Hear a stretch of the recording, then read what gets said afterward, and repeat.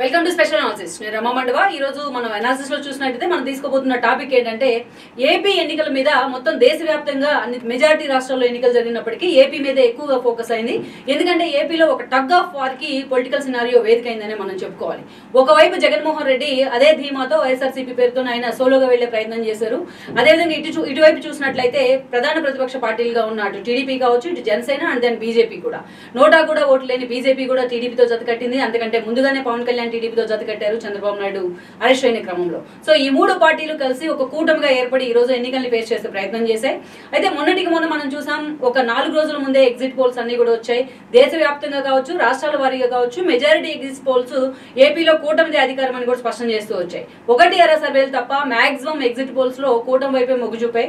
అయితే ఆ exit polls ను కూడా పటాపంచలు చేస్తూ, ఆ అంచనాలను కూడా బ్రేక్ చేస్తూ ఈ రోజున ఒరిజినల్ రిజల్ట్ అయితే బయటకు వచ్చింది. ఎగ్జిట్ పోల్స్ ఎగ్జాక్ట్ పోల్స్ కి చాలా తేడా అయితే కనిపిస్తోంది. ఒక క్లీన్ స్వీప్ దిశగా ఈ రోజు కూటమి అయితే అడుగులు వేస్తోంది. ఇప్పటికే మెజారిటీ మార్కును దాటేసి అటు ఇండివిజువల్ గా కూడా టీడీపీనే దూసుకుపోతున్న పరిస్థితి ఉంది. జనసేన కూడా 21 సీట్స్ పోటీ చేస్తే అవుట్ ఆఫ్ 20 సీట్స్ లో లీడింగ్ లో ఉన్న పరిస్థితి అయితే కనిపిస్తోంది. వైఎస్ఆర్సీపీ ఇప్పటికీ కేవలం 15 సీట్లతో మాత్రమే లీడింగ్ లో కనిపిస్తోంది. ఇక బీజేపీ చూసుకున్నా ఎవరు ఊహించని విధంగా గత ఎన్నికల్లో నోటా కంటే కూడా ఎక్కువ సీట్లు సాధించలేని, ఎక్కువ ఓట్లు సాధించలేని బీజేపీ కూడా ఈ రోజు లీడింగ్ లో ఉన్న పరిస్థితి అయితే ఉంది. దాదాపు 7 సీట్లలో బీజేపీ లీడింగ్ లో కనిపిస్తోంది. ఎవరు ఊహించని స్థానాలను కూడా కూటమి కైవసం చేసుకునే సిచ్యువేషన్ ఉంది. ఆఖరకు జగన్మోహన్ రెడ్డి కంచుకోట అని చెప్పబడే రాయలసీమలో సైతం వైఎస్ఆర్సీపీ ఈ రోజున తన భవిష్యత్తు ఏంటో తెలియని అయోమయంలో ఉంది. అదేవిధంగా టీడీపీ గత చరిత్రలో ఎప్పుడూ లేని విధంగా ఒక క్లియర్ కట్ మెజారిటీతోని, క్లియర్ కట్ స్వీప్ తోని ఈ రోజు ముందుకెళ్తున్న పరిస్థితి ఉంది. సో ఓవరాల్ గా వీటికి సంబంధించి మనతో మాట్లాడేందుకు, అనాలిసిస్ ఇచ్చేందుకు సతీష్ గారు మనతో పాటు ఉన్నారు, సీనియర్ విశ్లేషకులు అయినా. అదేవిధంగా టీడీపీ సానుభూతి పరులు రవి గారు కూడా మనతో పాటు ఉన్నారు, రవికిరణ్ గారు. సో వాళ్ళిద్దరితో మనం మాట్లాడే ప్రయత్నం అయితే చేద్దాం. సతీష్ గారు, ఈ రోజు రిజల్ట్ యాక్చువల్గా నేను జర్నలిజం వరకు వచ్చి ఆల్మోస్ట్ 20 years అవుతుంది. టీడీపీ వైపు నుంచి చూసినట్లయితే first time TDP will win by wave I think కదా. సో అలాంటి సిచ్యువేషన్ అసలు ఎందుకు వచ్చిందంటారు రాష్ట్రం? ఇది టీడీపీ గెలుప, కూటమి గెలుప అనే కంటే ప్రజా గెలుపు అనేది నా అభిప్రాయం అండి. ఎందుకంటే మీరు చెప్పినట్టుగా ఈ చాలా జిల్లాల్లో ఎక్కడైతే 1999 తర్వాత 1994లో తెలుగుదేశం పార్టీ క్లీన్ స్వీప్ చేసింది ఎన్టీఆర్ గారి నాయకత్వంలో, ఆ తర్వాత తెలుగుదేశం పార్టీ పెద్దగా ప్రభావం చూపించలేకపోయిన జిల్లాల్లో కూడా కడప అనండి, చిత్తూరు అనండి, కర్నూలు అనండి, ఈ జిల్లాలో కూడా ఇవాళ మెజార్టీ సీట్లు టీడీపీ సాధించగలిగింది అంటే ప్రజల్లో ఉన్న వారి బాధను వాళ్ళు ఓట్ల రూపంలో ఇవాళ చూపించారు మనకు. అది ఎందుకంటే అంటే ఇది అతిశయోక్తి అవుతుందేమో కానీ ఒక మాట చెప్పాలి. ఆంధ్రప్రదేశ్కి 2వ స్వాతంత్రం వచ్చింది. 1947 దేశంతో పాటు స్వాతంత్రం వచ్చింది. ఇవాళ 2వ స్వాతంత్రం వచ్చింది. కారణం ఏంటంటే గత 5 సంవత్సరాల్లో చూసిన అరాచకం, ఏ రంగమన్నా తీసుకోండి, ప్రజలు ఎంత సఫర్ అయ్యారు అనే దానికి చాలా ఉదంతాలు ఉన్నాయి. అవన్నీ కూడా మనం రెగ్యులర్గా మీడియాలో చూస్తూనే ఉన్నాం. మీడియాలో చాలామంది విశ్లేషకులు వాటిని విశ్లేషిస్తూనే ఉన్నారు, ఎక్స్ప్లెయిన్ చేస్తూనే ఉన్నారు. మనం ఏమనుకున్నామంటే ప్రజలు వీటన్నింటినీ గమనిస్తారా, ప్రజలు నిజంగా సఫర్ అవుతున్నారా, ప్రజలంతా వాళ్ళ బాధను వాళ్ళు ఈ రకంగా వాళ్ళు వ్యక్తపరుస్తారా అనే ఒక అనుమానం చాలా మందికి ఉండేది. ప్రజలు మనకంటే తెలియగలనేది వాళ్ళు చాలా మంది ప్రూవ్ చేశారు.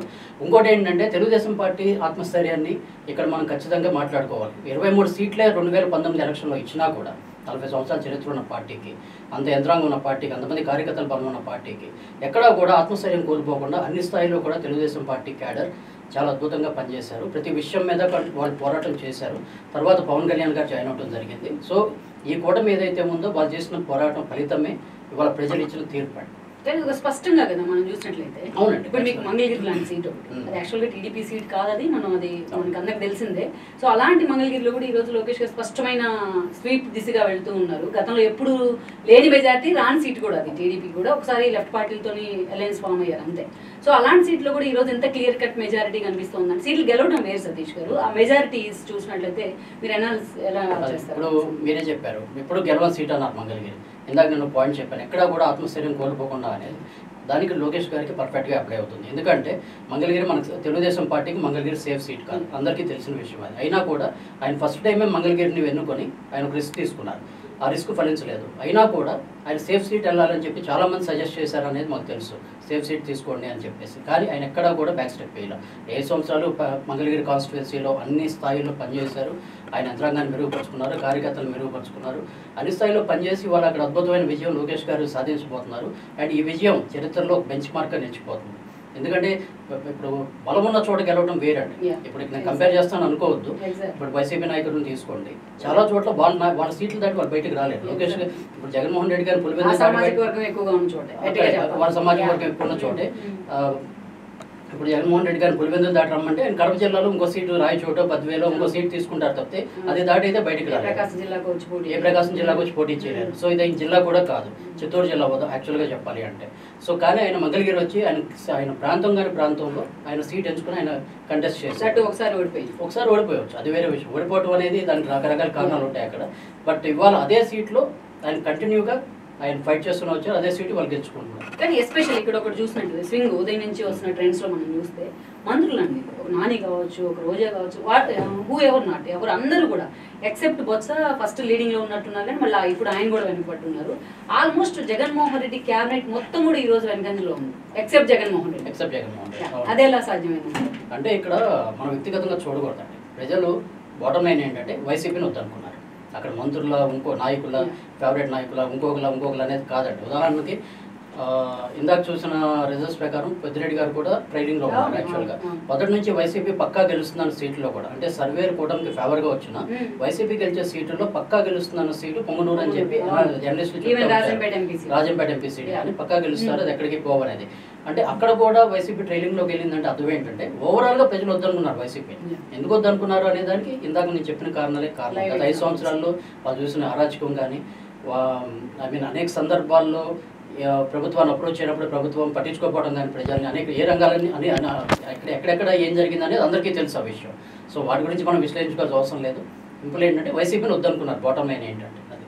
ఒక నిమిషం రవి గారితో కూడా మాట్లాడుతున్నాం. సతీష్ గారు, రవి గారు, పవన్ కళ్యాణ్ ఎఫెక్ట్ అండి ఎస్పెషల్లీ మీకు లాస్ట్ మినిట్లో, అది కూడా స్కిల్ డెవలప్మెంట్ కేసులో చంద్రబాబు నాయుడు అరెస్ట్ అయిన తర్వాత పవన్ కళ్యాణ్ అప్పటికప్పుడు 99 డేషన్ తీసుకుని మరుసటి రోజు వచ్చి మొదటి రోజు జరిగింది. సో పవన్ కళ్యాణ్ వచ్చి వీళ్ళతో జాయిన్ అయిన తర్వాత దెన్ వీళ్ళు బీజేపీ కూడా అలయన్స్ దిశగా వెళ్ళున్నారు. ఈ రోజు కూటమి ఫామ్ అయింది. లైక్ 2014 అనుకున్నారు అందరూ, కానీ ఆ 14 రిజల్ట్ని కూడా బద్దలు కొట్టి ఈ రోజు రిజల్ట్ వస్తున్న పరిస్థితి అనిపిస్తుంది.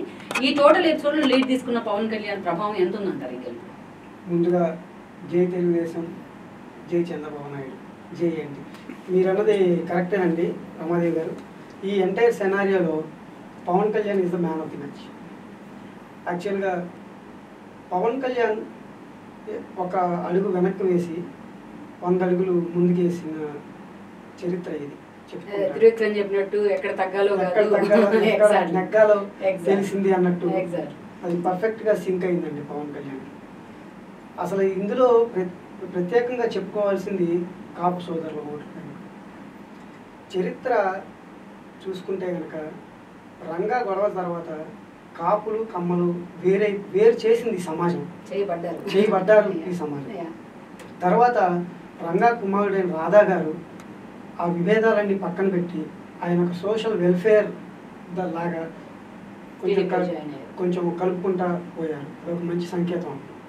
ఇప్పుడు ప్రజారాజ్యం పార్టీ పెట్టిన తర్వాత చిరంజీవి కూడా అది చేయలేకపోయారు. కానీ పవన్ కళ్యాణ్కి మీరు ఇందాక మనం అనుకున్నట్టు ఎక్కడ తగ్గాలో కాదు ఎక్కడ నెగ్గాలో తెలిసింది.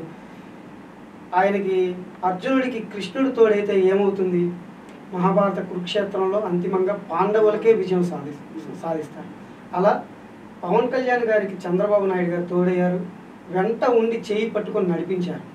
ఇప్పుడు ఆయన 25 సీట్లు తీసుకున్నప్పుడు అందరూ వెకిలిగా నవ్వారు, 40 సీట్లు ఉండాలి అది ఇది అంట. పవన్ కళ్యాణ్ గారు ఇక్కడ ఫస్ట్ నుంచి ఒకటే స్టాండ్ మీద ఉన్నారండి. నాతో ఉండేవాళ్ళే ఉండండి, వెళ్ళిపోయే వాళ్ళు వెళ్ళిపోండి, నేను అలా నాపను, సింపుల్ స్టాండ్ తీసుకున్నారు. అలాంటప్పుడు ఏమైంది? కోవట్లందరూ వెళ్ళిపోయారు. పవన్ కళ్యాణ్తో ఆయన ఆశయాల్ని, ఆయనకి కావాల్సిన వాళ్ళే ఉన్నారు.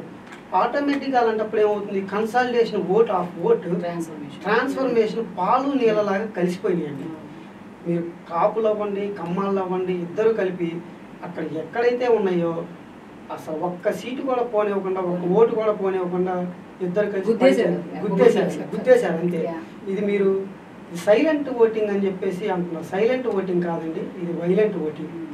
జనాలు ఆ వైలెన్స్ని చూసి మనం కూడా వైలెంట్గా రియాక్ట్ అవ్వకపోతే మన భవిష్యత్ అంధకారంలోకి నెట్టేయబడుతుందని చెప్పేసి జనాలందరూ చాలా వైలెంట్గా ఓటేశారు. ఆ వైలెంట్గా ఓటేసిన దాంట్లోనే ఇందాక సతీష్ గారు అన్నట్లు పొంగనూరు సీటు కానీ, ఒక రకంగా చెప్పాలంటే రాజశేఖర రెడ్డి కొడుకు కాకపోయి ఉంటే కనుక జగన్మోహన్ రెడ్డికి కూడా డిపాజిట్లు వచ్చేవి కాదండి. ఇది అతిశయోక్తి కానే కాదు. ఇంకా టైం ఉంది. రాజశేఖర రెడ్డి కొడుకు కాకపోతే కనుక జగన్మోహన్ రెడ్డికి డిపాజిట్లు వచ్చేవి కాదు. ఇందాక మంగళగిరి తీసుకున్నారు, మాది పామర్ కాన్స్టిట్యున్సీ. పామర్ కాన్స్టిట్యున్సీ కూడా 1996లో గెలిచిన టీడీపీ, మాది టీడీపీ కాదు. మేము ఒక ఛాలెంజ్గా తీసుకొని బాబు గారిని అసలు మేము ఈరోజు మనం అందరం ఒక రకంగా చెప్పుకోవాలంటే ఆంధ్ర ప్రజలందరూ అప్పుడు అన్నగారు తర్వాత పివి నరసింహారావు గారు రిఫార్మ్స్ తీసుకొచ్చాక చంద్రబాబు నాయుడు గారు మొదట దాన్ని అందిపించుకొని ఇన్ఫర్మేషన్ టెక్నాలజీ యాక్ట్ని అందిపుంచుకొని మనందరి ముందు తీసుకొచ్చాక చాలా లక్షల కుటుంబాలు బాగుపడినాయి. అలాంటి వ్యక్తిని జైల్లో పెడితే ఎవరు సహించలేకపోయారు. అనుకున్నారు అది కార్యకర్తల వరకే పరిమితమైంది, జనాల దాకా వెళ్ళలేదు. అది చాలా తప్పండి. జనాల దాకా వెళ్ళింది కాబట్టి జన సునామీ వచ్చింది. ఇంకొకటి, లేడీస్ అందరూ మాకే ఓటేశారని చెప్పేసి నిన్న మొన్నటి దాకా వైసీపీ వాళ్ళు ప్రగల్భాలు పలిగారు. ఒకటి చెప్తానండి, ఒక తల్లి భర్త తాగి ఇంటికి వస్తే సర్లే నాకు జగనన్న 10,000 ఇస్తున్నాడు 20,000 ఇస్తున్నాడు అని చెప్పేసి భర్తను సరే నువ్వు సావు అని చెప్పేసి డబ్బులు తీసుకుంటుందా? తన కొడుకు బాగుపడకుండా గంజాయికి మొత్తుకి బానిస అవుతుంటే సర్లే కొడుకేగా ఆడే అని చెప్పేసి ఆ తల్లి సహిస్తుందా? తల్లి కుటుంబాన్ని నడిచే తల్లి ఒక ఆడది ఎలా సహిస్తుంది అనుకున్నారు? ఫస్ట్ రియాక్షన్ అండి, అసలు గుద్దితే మామూలుగా గుద్దలేదు ఆడ లేడీస్ మహిళా ఓటర్లు వాళ్ళు. ఇప్పుడు కాదండి, చంద్రబాబు నాయుడు గారికి టీడీపీ పార్టీ ఉన్నంత వరకు బీసీలు ఎలాగో మహిళలు అలాగండి. అది ఎవ్వరు జగన్మోహన్ రెడ్డి కాదు కదా, ఎవ్వరు వచ్చినా ఎవరు అది మహిళా ఓటు బ్యాంకుని టీడీపీ నుంచి ప్రత్యేకంగా చంద్రబాబు నాయుడు గారి నుంచి దూరం చేయలేరండి. కానీ క్రూషియల్ పాయింట్ గారు, లాస్ట్ మీట్లో కూడా ఈవెన్ జగన్మోహన్ రెడ్డి షఫ్లింగ్ పేరుతో ఎమ్మెల్యే టికెట్లని, ఎమ్మెల్యేలని, మంత్రుల్ని, అంతే ఎంపీస్ని కూడా అటు ఇటు మార్చేశారు. సో ఇది ఎంతవరకు ఎందుకు ఎఫెక్ట్ చూపించలేకపోయింది అంటారు? అది లాట్ ఆఫ్ కన్ఫ్యూజన్ క్రియేట్ చేసిందంటే, అది ప్లస్ కాకపోయినా మైనస్ చాలా అయింది. ఎందుకంటే ఇప్పుడు ఒక కంపెనీలో ఫర్ ఎగ్జాంపుల్ ఒక కంపెనీలో ఒక ఎంప్లాయీని తీసేస్తే ఇంకొక కంపెనీలో చేర్చుకోవడానికి కాంటాక్ట్ చూస్తారు. అలాంటిది ఒక కంపెనీలో నుంచి తీసేసి ఇంకొక కంపెనీలో చేర్చుకోవడానికి కాంటాక్ట్ చూసినప్పుడు ఒక కాన్స్టిట్యున్సీలో సరిగ్గా వర్క్ చేయనాలండి ఇంకొక కాన్స్టిట్యున్సీలో ఎలా ప్రజలు అంగీకరిస్తారనుకున్నాడు జగన్మోహన్ రెడ్డి, నాకు ఇప్పటికీ అర్థం కాదు. ఆ సజ్జల ఎలాంటి సలహాదారుడు ఎవరు సలహాల మీద అలా చేశారో కానీ అది చాలా బూమరాంగ్ అయింది. సో ఆ ఎఫెక్ట్ కనిపించింది అంటారా? 100% అండి, 100%. ఎందుకంటే ఇప్పుడు ఫర్ ఎగ్జాంపుల్ అనిల్ కుమార్ యాదవ్ తీసుకోండి, అక్కడ ఓడిపోతున్నారని చెప్పినప్పుడు ఒక ఎమ్మెల్యేగా గెలవని క్యాండిడేట్ని ఏదో యాదవుల కులం ఎక్కువ ఉందని చెప్పేసి నర్సాపేట తీసుకెళ్ళి ఎంపీ క్యాండిడేట్గా నుంచోబెడితే ఎలా గెలుస్తాడనుకున్నారండి అనిల్ కుమార్ యాదవ్? అంటే కులాల ప్రాతిపదికన కులాల అంధకారంలో ఆంధ్రప్రదేశ్ బతుకుతుందనుకున్నాడా జగన్మోహన్ రెడ్డి? జగన్మోహన్ రెడ్డి ఆంధ్రప్రదేశ్ కులాలకు అతీతంగా ఉంది, గుర్తుపెట్టుకో. నువ్వు కులాలని చేద్దాం అనుకున్నావు కానీ చాలా చోట్ల కాపు సామాజిక వర్గం నిలబడి చోటు బీసీలకు టికెట్ ఇచ్చారు. అసలు అది చాలా తప్పండి. ఆంధ్రప్రదేశ్ ప్రజలు చాలా చాలా చాలా చాలా ధైర్యవంతులు అని చెప్పేసి ప్రపంచం మొత్తం ఆంధ్రప్రదేశ్ ఎన్నికల వైపు చూసిందండి. అలాంటిది జనాలు ప్రజలకి కృతజ్ఞతలు చెప్పాలి. అలాగే సతీష్ గారు, మెయిన్ జగన్మోహన్ రెడ్డి ఆల్మోస్ట్ ఒక 1 year నుంచి క్లాస్ వార్ అనే నినాదం తీసుకున్నారు, మీకు గుర్తుంటుంది. చాలా ప్రెషియస్గా తీసుకెళ్ళారు దాన్ని, ఏది పెద్దవాళ్ళకి చిన్నవాళ్ళకి యుద్ధం అనే పేరుతో. అది అసలు ఎందుకు ఇంపాక్ట్ చూపించలేకపోయింది అంటారు? అటర్ ప్లాఫ్గా మిగిలింది అసలు ఈరోజు. ఇప్పుడు ఎమ్మెల్సీ ఎలక్షన్స్ జరిగినప్పుడు అండి, తెలుగుదేశం పార్టీ 3 ఎమ్మెల్సీ స్థానాలు గెలిచినప్పుడు సజ్జల రామకృష్ణారెడ్డి గారు ఒక మాట అన్నారు, అవి మా ఓట్లు కాదు, మా ఓట్లు వేరే ఉన్నాయని చెప్పేసి వాళ్ళు అన్నారండి. వాళ్ళ ఓట్లు కాదు. ఇప్పుడు ఇందాక రవి చెప్పిన ఒక 2 ఎగ్జాంపుల్స్ నేను కోట్ చేస్తాను. ఒకటి ఏంటంటే ఉమెన్ ఓటింగ్ గురించి మీరు అడిగినప్పుడు ఇలిసిట్ లిక్కర్ ఏదైతే లిక్కర్ వీళ్ళు అమ్ముతున్నారో ఈ లిక్కర్ వల్ల చాలామంది చనిపోయారండి. యాక్చువల్గా వాళ్ళ కిడ్నీస్ ఫెయిల్ అయ్యి, ఇది లివర్స్ ఫెయిల్ అయ్యి చాలామంది చనిపోయారు, కొన్ని వేలలో చనిపోయారు. నిజంగా రేపు తెలుగుదేశం పార్టీ అధికారంలోకి వచ్చినాక ఆ విషయం మీద దృష్టి పెట్టి దాని మీద స్టడీ అనేది చేస్తే ఖచ్చితంగా సర్ప్రైజింగ్ విషయాలు బయటకు వస్తాయి ఎంతమంది అనేది. సో అలాంటప్పుడు ఒక ఫ్యామిలీలో అలాంటివి జరిగినప్పుడు ఫ్యామిలీ మొత్తం మీరు పెన్షన్లు ఇవ్వండి, ఇంకోటి ఇవ్వండి ఎలా ఓట్లేస్తారు? సో ఇక్కడ ఏంటంటే మా మొదటి నుంచి కూడా అంటే జగన్మోహన్ రెడ్డి గారు సొంతంగా ఆలోచించారా, లేకపోతే ఆయనకి వర్క్ చేసిన ఐపాక్ టీమ్స్ సజెస్ట్ చేసిందా, లేకపోతే సలహాదారులు సజెస్ట్ చేశారో తెలియదు. కానీ అది నిజంగా రాజకీయ పరిజ్ఞానం ఉందో లేదో తెలియదు. కానీ ఈ క్లాస్ వార్ అనేది క్రియేట్ చేయడానికి కారణం ఏంటంటే ఈ వెల్ఫేర్ స్కీమ్స్ ఒకటి మనకు చాలు Mass-ని target చేయడం. Yeah. వెల్ఫేర్ స్కీమ్స్ ఒకటి చాలు మనకి గెలవడానికి అనేది అక్కడ ఓట్ బ్యాంక్ కన్సాలిడేట్ చేసుకోవడానికి క్లాస్ వార్ అనే పదాన్ని తీసుకొచ్చాడు యాక్చువల్గా. కానీ క్లాస్ వార్ అనేది ఎందుకు పనిచేయలేదంటే ఇందాక నేను చెప్పిన ఎగ్జాంపుల్ బేసికల్.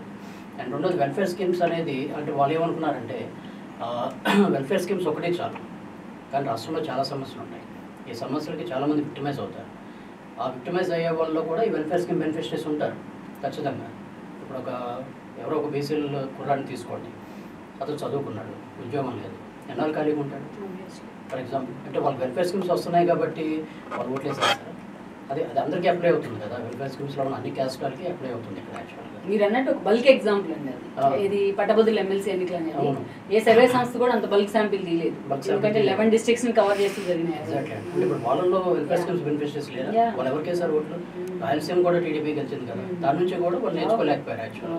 అయితే ఇప్పుడు వీళ్ళకి ఎవరైతే వర్క్ చేశారో ఐపాక్ టీమ్ కానీ రిజిస్టర్ సింగ్ అండ్ టీమ్ కానీ వీళ్ళకి ఇచ్చిన రిపోర్ట్స్ ఉన్నాయండి. వాళ్ళు చెప్పి కూడా నమ్మలేదండి. వాళ్ళు చెప్పిన కూడా నమ్మలేదు అక్కడ. అంటే మూర్ఖుడు రాజు కన్నా బాగుంది అంటారు వాళ్ళు చెప్పిన కూడా నమ్మలేదు యాక్చువల్గా. పరిస్థితి బాగాలేదు, chances of victory are very less అనే విషయాన్ని వాళ్ళు ముందే హైలైట్ చేశారు. దానికి పర్యవసానం ఈ షఫ్లింగ్, ఎక్కడ ఇక్కడికి మార్చడం, ఇక్కడికి మార్చడం అనేది దాని పర్యవసానం. ఏం చేయాలి అన్నప్పుడు వాళ్ళకి ఇది ఒకటే ఆల్టర్నేటివ్ కనపడింది. ప్రజలు ఏమనుకున్నారంటే ప్రజలు అమాయకులను అనుకున్నారా, లేకపోతే ప్రజల మెమరీ చాలా షార్ట్ అనుకున్నారా, ఇక్కడ క్యాండిడేట్ని అక్కడ పెడితే వాళ్ళు మర్చిపోయి ఓటేసేస్తారు అనుకున్నారు, ఏదైనా అనుకుని ఉండొచ్చు. కానీ బట్ ఇక్కడ ప్రజాభిప్రాయం అనేది ఎప్పుడో నిర్ణయానికి వచ్చారు, ఎమ్మెల్సీ ఎలక్షన్స్ అప్పుడే నిర్ణయానికి వచ్చారు. అది ఇవాళ రిపీట్ అయింది అంతే యాక్చువల్గా. అలాగే రవి గారు, ఒక ఇంపార్టెంట్ విషయం ఏంటంటే, సరే క్యాడర్ని బాధ పెట్టారు, వాళ్ళ ఆస్తులు ధ్వంసం చేశారు, వాళ్ళని మానసికంగా హింసించారు, ఇవన్నీ ఒక ఎత్తు అయితే టీడీపీలో ఉన్న అగ్రనేతలను కూడా, ఈవెన్ చంద్రబాబు నాయుడు ఫ్యామిలీని కూడా వైఎస్ఆర్సీపీ వదిలిపెట్టలేదు. చంద్రబాబు నాయుడు జైల్లో పెట్టారు. సరే జైల్లో పెట్టకన్నా ముందు అసెంబ్లీలో వాళ్ళ వైఫ్ని కూడా అంతే హ్యూమిలేట్ చేశారు కదా. లోకేష్ని పప్పు ఆ డైలాగ్ తప్ప వేరే వచ్చేది కాదు. అసలు ఒక లీడర్ని టార్గెట్ చేస్తూ, లీడర్ కొడుకు మాజీ ముఖ్యమంత్రిగా చేసిన వ్యక్తుల్ని అసలు ఇట్స్ లీస్ట్ టు సమ్వేర్ అనేది కనిపించింది అంటారా మనకి? మర్చిపోం అన్ని గుర్తుపెట్టుకుంటాం. దేవాలయం లాంటి పార్టీ ఆఫీస్ మీద అటాక్ని గుర్తుపెట్టుకుంటాం. దేవుడు లాంటి చంద్రబాబు నాయుడిని అసెంబ్లీలో అవమానించింది గుర్తుపెట్టుకుంటాం. భువనేశ్వరి గారిని పేరు లాగింది గుర్తుపెట్టుకుంటాం. ఇంకా అధినాయకుడిని జైల్లో పెట్టినప్పుడు ఆ నరకం కార్యకర్త ఎలా బాధపడ్డాడో గుర్తుపెట్టుకుంటాం. మాచర్లలో మారిన హోనాన్ని గుర్తుపెట్టుకుంటాం. ఏది మర్చిపోము. అంటే గుర్తుపెట్టుకుంటాం అంటే మీరు మళ్ళీ వైఎస్ఆర్సీపీ పాలనలోకి వెళ్తున్నట్టు అనుకోవాలా? అనుకోండి, అనుకోవచ్చుగాక. కానీ మేమేది పెద్ద ఆయన మాట దాటి వెళ్తాం, లీగల్గా వెళ్తాం. ఇప్పుడు ఒక వ్యక్తిని కొట్టాలంటే చేతితోనే కొట్టవసరం లేదండి, మైండ్తో కూడా కొట్టచ్చు. మైండ్ వాళ్ళు చేసిన తప్పులు పర్యవసానాలు వాళ్ళు అనుభవించక తప్పదు. ఇప్పుడు రీసెంట్గా నిన్న చూడండి, పిన్నెలని అంత పర్మిషన్ ఇచ్చినందుకు హైకోర్టుని సుప్రీంకోర్టు ఎంత చివాట్లు పెట్టింది. అలాంటివి చాలా జరుగుతాయి. పొంగనూరులో తిరగనివ్వడా, కుప్పంలో చంద్రబాబు నాయుడు ఓడిస్తాడా? ఇప్పుడు ఆయన భవిష్యత్తు ఏంటి? రోజా విలేకరులు వెళ్తే అనకూడదు, ఫింగర్ చూపిస్తుందా? ఆవిడ భవిష్యత్తు ఏంటి? నిన్న మొన్న కూడా కొడాలి నాని అంత మాటలు మాట్లాడుతున్నారు. అతని భవిష్యత్తు ఏంటి? వల్లభనేని వంశీ అతని భవిష్యత్తు ఏంటి? పిన్నెల భవిష్యత్తు ఏంటి? జోగి రమేష్ భవిష్యత్తు ఏంటి? ఇలా చెప్పుకుంటూ పోతే ఇంకా వీళ్ళు కొంతమంది, మిగతా వాళ్ళ జోలికి మాకు అనవసరం. వాళ్ళు ఎలాంటి వాళ్ళైనా ఏదైనా సరే చాలా సామాన్యం నుంచి ఆ పిడికిడి మందే మాట్లాడారు అంతేనండి. ఇప్పుడు అందరు ఇప్పుడు వాళ్ళు కూడా కొంత ప్రెషర్స్ ఉంటాయి, ప్రెషర్స్ ఉంటాయి. ఏదైనా ఎంత ప్రెషర్స్ ఉంటే రాజకీయం లాగా ఈవెన్ చెప్పారు కదా మీకు లావు శ్రీకృష్ణదేవరాయలు అంతా బయటకు వచ్చిన చంద్రబాబు తిట్టలేదని మమ్మల్ని బయటకు పంపిస్తున్నారు. ఇప్పుడు రాజకీయంలా చేయాలి, అంతేగాని 2019 తర్వాత రాజకీయం రౌడీయిజం అయిపోయింది. ఇప్పుడు పర్చూరు గోపాలకృష్ణ పర్చూరు సినిమాలో డైలాగ్స్ రాసేవాడు. అలాంటివి క్లియర్ కట్గా ఈ 2019 నుంచి 24 దాకా సేమ్ యాజ్ ఇట్ ఈజ్ అట్లా రిపీట్ అవుతున్నాయి. ల్యాండ్ టైటిలింగ్ యాక్ట్ అనేది అదొక బ్రహ్మాస్త్రం లాంటిదండి. పెద్ద అయిన మాస్టర్ మైండ్కి అదొక నిదర్శనం. అది ముందే తీసుకుని ఉంటే జనాలు మర్చిపోయేవారు.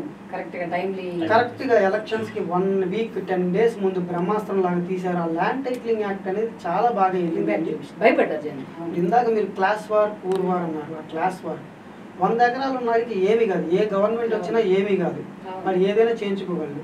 1 ఎకరం 2 ఎకరాలు ఉన్న వాళ్ళకి వాళ్ళే ఇబ్బంది పడతారు. ఆ ల్యాండ్ టైటిలింగ్ యాక్ట్ కనీసం జగన్ ప్రభుత్వం దాని గురించి జనాలకి కమ్యూనికేట్ చేసి ఏమన్నా డిబేట్లు చేసినా జనాలు ఓకే అనుకునేదేమో. ఏమీ చేయకుండా ఆ ఇష్టానుసారంగా మేము ఏం చేస్తే అది చేస్తాము, రాచరికంలో ఉన్నాము అని చెప్పేస్తే దొరగారిని ఏం చేశారు? దొరగారు ఒక్కటి చెప్పండి, కేసీఆర్ చేసిన తప్పేంటో ఒక్కటి చెప్పండి. ఓడిపోవటానికి ఏమన్నా కారణం ఉందా?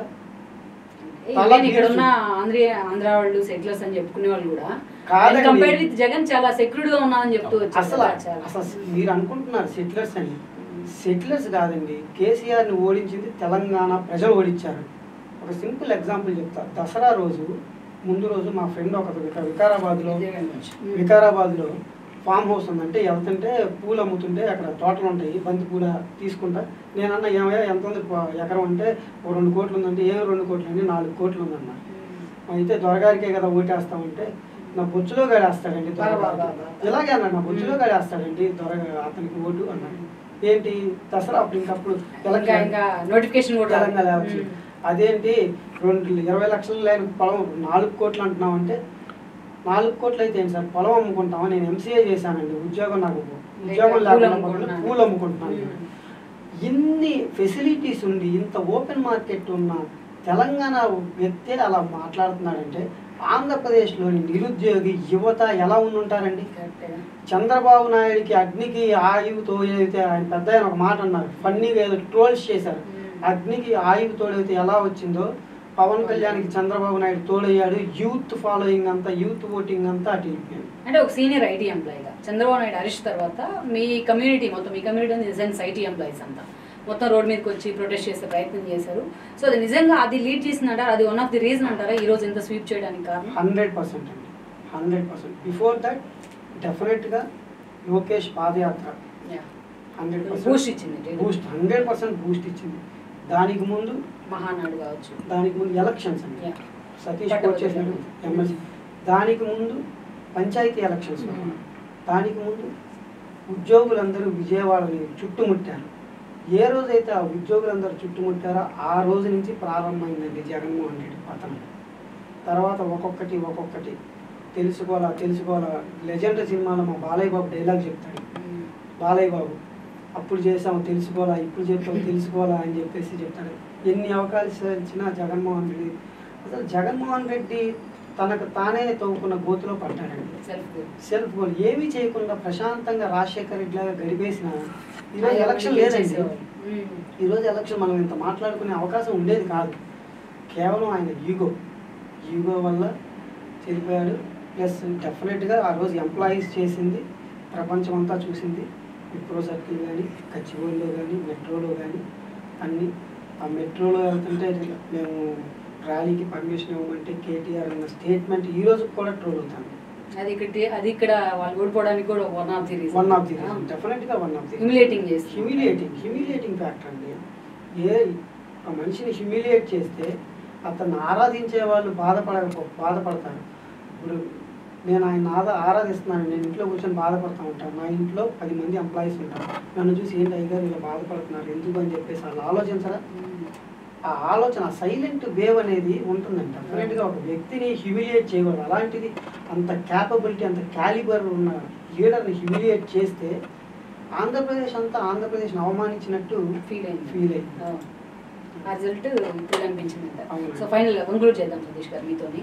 సో ముఖ్యంగా చూసినట్టే ఇందాక రవి గారు కోట్ చేసినట్టు సెల్ఫ్ గోల్స్. ఇప్పుడు ఆల్రెడీ మనకి తెలంగాణలో ముందే సర్వేస్ చెప్పే సిట్టింగ్లు అందరి మీద వ్యతిరేకత ఉంది, కానీ మెజారిటీ సిట్టింగ్లకి కేసీఆర్ టికెట్ ఇచ్చి ఓవర్ కాన్ఫిడెన్స్. సో ఇతను ఇక్కడ అదే చేశాడు, అటు ఇటు షఫుల్ చేసిన మెజారిటీ సిట్టింగ్లకి. యాక్చువల్గా 151 సీట్లు అంటే గత ఎన్నికల్లో అది మామూలు మెజారిటీ కాదు, థమ్మింగ్ మెజారిటీ కదా. గతంలో ఎప్పుడు ఎవరికి ఒక వ్యక్తికి అట్లా రాలేదు. అలాంటి మెజారిటీ నుంచి 35 years పాటు తానే సీఎంగా ఉంటానని చెప్తూ వచ్చేవాడు జగన్. నా కళ అది, నా డ్రీమ్ అనేది. ఎక్కడికి వెళ్ళినా నేను చచ్చినా నేనున్నా, నా పేరు చెప్పుకోవాలని చెప్పేవాడు. సో ఈరోజు ఈడ్చి పెడతాను నేను 5 years, వితిన్ 5 yearsలోనే. సో ఇది ఎట్లా, ఇది ఇంత డ్యామేజ్ ఎలా అంటారు? ఇప్పుడు 2004 ఎలక్షన్లో చంద్రబాబు నాయుడు గారు ఓడిపోయిన తర్వాత రాజశేఖర రెడ్డి గారు సీఎం అయ్యారు. చంద్రబాబు నాయుడు గారు కూడా అనేక సందర్భాల్లో చెప్పారు ఈ విషయాన్ని. చంద్రబాబు నాయుడు గారు అంతకుముందు తీసుకున్న అనేక ఇనిషియేటివ్స్, అది ఇంటర్నేషనల్ ఎయిర్పోర్ట్ కావచ్చు, జిఎంఆర్ ఇంటర్నేషనల్ ఎయిర్పోర్ట్ కావచ్చు, ఔటర్ రింగ్ రోడ్ కావచ్చు, ఏదైనా కూడా ఏది ఆపలేదు ఆయన. కంటిన్యూ చేసుకుంటూ వెళ్ళిపోయారు ఆయన. మన పాలనే ప్రజావేదిక పోల్చడం స్టార్ట్ అయింది. మన పాలన వచ్చేసరికి ఏంటి ప్రజావేదిక, ఎన్టీఆర్ క్యాంటీన్స్ ఏం చేసినాయండి? సరే ప్రజావేదిక కూర్చారు, చంద్రబాబు నాయుడు గారు కూర్చున్న స్థలంలో తను కూర్చోకూడదు అనుకున్నాడు, ఈగో రవి అన్నట్టు ఈగో ఫీల్ అయ్యాడు ఆయన. అక్కడ నేను కూర్చోవడం ఏంటండి, that's okay. But NTR canteens ఏం చేసినాయి, అన్నం పెట్టే క్యాంటీన్స్ ఏం చేసినాయి, ఏది కూడా ప్రతిదీ. అంటే చంద్రబాబు నాయుడు గారు ఆయన యొక్క బ్రాండ్ని, ఆయన ఒక ఇమేజ్ని, ఆయన ఒక పేరుని ప్రజల మైండ్లో నుంచి ఎలిమినేట్ చేయాలని అనుకున్నాడు తప్పితే తనకంటూ ఒక బ్రాండ్ ఎలా సృష్టించుకోవాలని అనుకోవాలి. అంటే అవతల శత్రువుని వీక్ చేయాలనుకున్నాడు తప్పితే తను ఎలా బలపడాలనేది తను ఆలోచించాలి. రాజశేఖర రెడ్డి గారు ఆ రోజు చంద్రబాబు నాయుడు గారు ఆలోచనల్ని, ఆయన ఐడియాస్ని కంటిన్యూ చేసినట్టుగా ఇప్పుడు ఆయన కూడా అక్కడ చంద్రబాబు నాయుడు గారు మొదలుపెట్టి అమరావతిని కావచ్చు, పోలవరాన్ని కావచ్చు, అలాగే అప్పటికే డిస్కషన్స్లో ఉన్న అనేక పరిశ్రమలు. ఒక ఎగ్జాంపుల్ చెప్తానండి, ప్రకాశం జిల్లాలో Asian pulp and paper, Indonesian కంపెనీనో మలేషియన్ కంపెనీ గుర్తులేదు, అక్కడ ఎక్కువ సుబాబులు క్రాప్ అది చేస్తారంట. అక్కడ ఆ పేపర్ ఇండస్ట్రీ అనేది వచ్చి ఉంటే కనీసం 10,000 మందికి ప్రత్యక్షంగా పరోక్షంగా ఉపాధి దొరికేది. ఆ కంపెనీ ఆ హామీ ఇచ్చే వచ్చింది. ఇప్పుడు ఆ కంపెనీని పంపించాల్సిన అవసరం లేదే. Adani data centre Vizag, Lulu group Vizag, వెట్టెక్ జోన్, వీటన్నిటిని పంపించాల్సిన అవసరం ఏముంది? అంటే ముఖ్యమంత్రి అయింది ఉపాధి క్రియేట్ చేస్తామని చెప్పే కదా. ఇప్పుడు ఆయన దేని మీద వచ్చాడు, స్పెషల్ స్టేటస్ అన్నాడు. యూనివర్సిటీలకు వెళ్ళాడు, ఇంజనీరింగ్ కాలేజీలకు వెళ్ళాడు, స్పెషల్ స్టేటస్ అనేది అవసరం అని చెప్పాడు. వాళ్ళకి యూత్ నమ్మించాడు. స్పెషల్ స్టేటస్ దేనికి అవసరం? ఉపాధిని క్రియేట్ చేయడానికి అవసరం, ఎంప్లాయ్మెంట్ క్రియేట్ చేయడానికి అవసరం. కానీ ఎంప్లాయ్మెంట్ క్రియేట్ చేస్తున్నారో బాబు అని వచ్చిన పరిశ్రమల్ని నువ్వు తరిమేస్తానికి ఇంకా స్పెషల్ స్టేటస్ అనే క్వశ్చన్ ఎక్కడ వస్తుంది? ఇప్పుడు కియా మోటార్స్ అనుబంధంగా ఎన్నో పరిశ్రమలు రావాలి, యాన్సిలరీ యూనిట్స్ అవేవి రావాలి యాక్చువల్గా. అట్లాగే శ్రీసిటీ ఎస్సీజెడ్లో కూడా ఎన్నో పరిశ్రమలు రావాలి, ఇదేది కూడా రాలా. అంటే అతను ఎంతసేపు ఏమనుకున్నాడంటే కియా మోటార్స్ ఒకవేళ దీని చుట్టూ పరిశ్రమలు వస్తే ఆ పేరు చంద్రబాబు నాయుడు వస్తుంది. లేకపోతే ఏషియన్ పల్ప్ అండ్ పేపర్ అది ఎవరు తెచ్చారంటే చంద్రబాబు నాయుడు తెచ్చాడు, జగన్ కంటిన్యూ చేశాడు. ఎంతసేపు ఆయన పేరుని ఎలిమినేట్ చేద్దామని ట్రై చేశాడు. కానీ తను పాలన చేసుకుంటూ తనకంటూ బ్రాండ్ క్రియేట్ చేయాలని ఇప్పుడు అనుకోలేదండి. పాలనలో టార్గెట్స్ లో చంద్రబాబు నాయుడు టార్గెట్ యాక్చువల్గా చంద్రబాబు నాయుడు గారు కూడా చెప్పారు, ఎన్టీఆర్ క్యాంటీన్స్ తీసేయకండి, మీ పేరు పెట్టుకోండి, లేకపోతే వైఎస్ఆర్ పేరు పెట్టుకోండి, ఎవరికి అభ్యంతరం లేదు, కానీ కంటిన్యూ చేయండి. అది పేదవారికి అన్నం పెట్టే ఇది అది అక్కడ ఒక ఆలోచన, దాన్ని ఎందుకు తీసేస్తున్నారని చెప్పారు. కానీ వైఎస్ఆర్ పేరు పెట్టిన అక్కడికి వెళ్ళేసరికి చంద్రబాబు నాయుడు పేరే పెట్టారు కదా, ఎన్టీఆర్ క్యాంటీన్ అనేవారు కదా, అది కూడా ఆయన ఓర్చుకోలేకపోయాడు యాక్చువల్గా. సో ప్రాబ్లం ఏంటనేది మీకు అర్థమైంది. అంటే ఫైనల్గా రేపు రాబోతున్న ప్రభుత్వంలో రెవల్యూషన్ ఉంటుందా, లేకుంటే రివోల్ట్ ఉంటుందా, లేకపోతే రిజల్ట్ ఉంటుందా? చాలా ఛాలెంజెస్ ఉన్నాయి నా ఉద్దేశంలో, అయితే చాలా ఛాలెంజెస్ ఉన్నాయి. రవి గారి ఉద్దేశంలో రెవల్యూషన్ చాలా చంద్రబాబు నాయుడు గారికి సంబంధించి ముఖ్యమంత్రి అయినాక కూటమి అధికారంలోకి వచ్చినాక చాలా ఛాలెంజెస్ ఉన్నాయి. ఎందుకంటే అన్ని సమస్యలు క్రియేట్ చేశాడు ఆయన, జగన్మోహన్ రెడ్డి గారు ముఖ్యమంత్రిగా. 10 లక్షల కోట్ల అప్పులు, వడ్డీలు. మరి వీటన్నింటినీ చేయాలి అంటే ఏం చేయాలి? రెవెన్యూ జనరేట్ చేయాలి. రెవెన్యూ జనరేట్ చేయాలంటే ఇప్పుడు తెలుగుదేశం పార్టీ కూటమి కూడా అనేక హామీలు, సోషల్ వెల్ఫేర్ స్కీమ్స్ అనేక హామీలు ఇచ్చి అధికారంలోకి వస్తుంది. ఉదాహరణకి నిరుద్యోగ వృత్తి, అది స్టేట్ ఎక్స్చెక్కర్ మీద చాలా బటన్ పడుతుంది యాక్చువల్గా. సో దాన్ని కంట్రోల్ చేయాలంటే ఏం చేయాలి? కంటిన్యూ అప్పులు తీసుకోవడం పరిష్కారం కాదు కదండి. దాన్ని కంటిన్యూస్గా ఇచ్చుకుంటూ వెళ్ళిపోలేం కదా. 5 ఏళ్ళు అధికారంలో ఉన్నారు, లేదా రేపు 29లో మళ్ళీ వీళ్ళేగా అధికారంలోకి వచ్చారని అనుకుందాం. కనీసం వెల్త్ క్రియేట్ అన్నది, ఎంప్లాయ్మెంట్ క్రియేట్ చేయాలి, మెయిన్ ఎంప్లాయ్మెంట్ క్రియేట్ చేయాలి. కాకపోతే ఒక ఏముంటామంటే బ్లెస్సింగ్ అండ్ డిస్క్యూస్ అంటాం. ఇప్పుడు బెస్ట్ ఇప్పుడు ఏంటంటే కాదు, బ్రాండ్ కాదు, చాలా ఇంపార్టెంట్ పాయింట్. చాలా సందర్భాల్లో మేము అనుకునేవాళ్ళం, ఓకే చంద్రబాబు నాయుడు గారికి గెలిచిన ఆయన చాలా కష్టం డెవలప్మెంట్ చేయడం అని. ఎందుకంటే నాకు ఆ మధ్య ఒక ఫ్రెండ్ చెప్పాడు, బాంబేలో సిఐ మీటింగ్లో ఒక ఇండస్ట్రియలిస్ట్ని ఒక ఆయన పక్కన ఉన్న ఆయన ఒక క్వశ్చన్ అడిగాడు. ఆయన 2014 తర్వాత 2017-18లో ఆయన ఆంధ్రాలో వచ్చి పెట్టుబడి పెడదాం అనుకున్నాడు, కొంచెం పేరున్న ఇండస్ట్రియలిస్ట్ ఆయన. సో అప్పుడు తర్వాత గవర్నమెంట్ మారింది, ఆయన ఏదో ట్రై చేశాడు, కొత్తగా వచ్చిన గవర్నమెంట్ స్పందించలేదు, మిగతా ఇండస్ట్రీస్ లాగానే ఆయన ఆగిపోయాడు అక్కడితో. ఆయన ఇండస్ట్రియలిస్ట్ రీసెంట్గా ఒక క్వశ్చన్ అడిగితే ఏంటి చంద్రబాబు నాయుడు గారు మళ్ళీ వస్తారంటున్నారు కదా ముఖ్యమంత్రిగా, మరి వెళ్తారా ఆంధ్రాలో పెట్టుబడి పెడతారని అడిగాడు ఆయన. సరే ఇప్పుడు చంద్రబాబు నాయుడు వస్తాడు బాగానే ఉంటాం, 29 జగన్ వస్తే నేనేం చేయాలి? 200 కోట్లు 300 కోట్లు పెట్టుబడి పెట్టి ఒక 5 సంవత్సరాల కోసం అయితే పెట్టలేం కదా. ఇన్వెస్ట్మెంట్ అనేది ఒక లాంగ్ టర్మ్ ప్రాసెస్. 10 ఏళ్ళు 15 ఏళ్ళు 20 ఏళ్ళు ఒక ఇండస్ట్రీ పెట్టాలంటే అది ఒక లాంగ్ టర్మ్ ప్రాసెస్. సో నాకు ఆలోచన లేదని చెప్పాడు ఆయన. కానీ అలాంటి ఇండస్ట్రియలిస్టులు ఇప్పుడు ఆలోచన మార్చుకుంటారని అనుకుంటున్నాం ప్రస్తుతం ప్రజలు ఇచ్చిన ఈ వేవ్ తీర్పుకి. ఎందుకంటే 15 సీట్ల లోపల నిజంగా ఇప్పుడు కాదు, 15 సీట్ల లోపల ఇప్పుడు వైసీపీ అనేది ఆగిపోతే 29కి పికప్ అవుతుంది అనేది అవకాశం ఉంది యాక్చువల్గా పొలిటికల్. సో అది ఒకటి బాబు గారికి ఇప్పుడు స్ట్రక్చరల్ డిఫెక్ట్స్ కూడా ఉన్నాయి వైసీపీకి.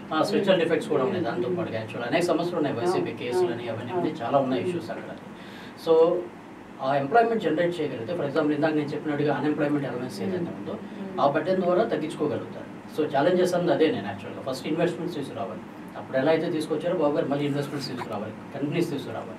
దాంతోపాటుగా పబ్లిక్ సెక్టర్ ఎంప్లాయ్మెంట్ జనరేట్ చేసుకోవాలి. సరే, మొత్తానికైతే ఇది టీడీపీ క్యాడర్ కాదు, రాష్ట్రానికి కూడా ఒక పాజిటివ్ వైపు అంటారు. మామూలు పాజిటివ్ వైపు కదండి. రైట్ సతీష్ గారు, థ్యాంక్ యూ వెరీ మచ్ అండి. రైట్ రవికిరణ్ గారు, thank you very much. So చూసారు కదా వాళ్ళిద్దరి విశ్లేషణకు సంబంధించిన వివరాలు కూడా మీకు చూసారు. సో ఓవరాల్గా ఇదైతే మాత్రం టీడీపీ యాంగిల్లో చూసినా, టీడీపీ క్యాడర్ యాంగిల్లో చూసినా, అటు జనసేన కూటమి కావచ్చు, బీజేపీ కావచ్చు. సో ఓవరాల్గా ఈ రోజున టీడీపీ పాలన ఎలా ఉండబోతుంది చంద్రబాబు నాయుడు ఆధ్వర్యంలో అనేది చూడాలి. టీడీపీ ప్రభుత్వాన్ని ఏర్పాటు చేసిన తర్వాత ఎలాంటి ఛాలెంజెస్ ఉంటాయో కూడా మనం చూడాల్సి ఉంది. సో ఇది వాటి special analysis. This is Rama signing off.